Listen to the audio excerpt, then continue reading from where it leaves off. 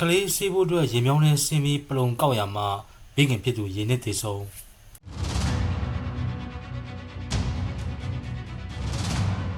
ပဲခူးမြို့အုတ်တာမြို့သေးကိုရက်ကွက်ကရေနုံမြောင်းကျဲထဲမှာစက်တင်ဘာလ26ရက်မွန်းလယ်ပိုင်းက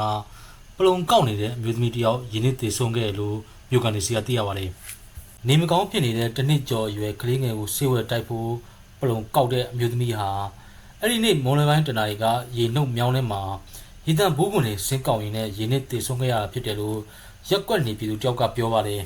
။သူကယောက်ျားနဲ့ကွဲသွားတာတော့ကလေးကိုရအောင်မွေးခဲ့တာပါ။မွေးလာတော့လေကလေးကိုရင်ခွင်ပိုက်ပြီးပလုံကောက်ပြီးတော့ရှာစားပါတယ်။မနေ့ကကလေးနေမကောင်းလို့ကုန်းပေါ်မှာပလုံကောက်ရင်စီဖို့မရမှာစိုးရင်လာနဲ့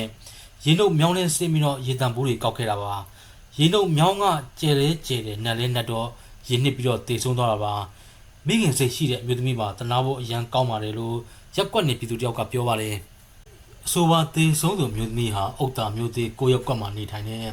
အသက်29နှစ်အရွယ်မတ်တကြံမိုးဖြစ်ပြီး2024ခုနှစ်ကကလေးတယောက်ရရှိချိန်မှာယောက်ျားဖြစ်သူကထားခဲ့တာလို့သိရပါတယ်။ပရိုက်တာအဖွဲ့တွေရဲ့အုပ်ချုပ်ရေးရဲ့ပေါင်းပြီးတော့မိခင်ကိုတကြိုဖို့စီစဉ်နေပါတယ်။လက်ရှိကလေးကိုလည်းစေကူတာပေးနေပါတယ်။မိခင်ကိုတကြိုပြီးမှကလေးကိစ္စကိုစီစဉ်ပေးရမှာလို့လည်းသိရပါတယ်။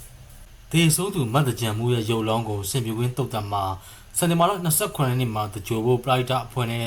အုပ်ချုပ်ရေးအဖွဲ့တွေကစီစဉ်နေလို့သိရပါတယ်။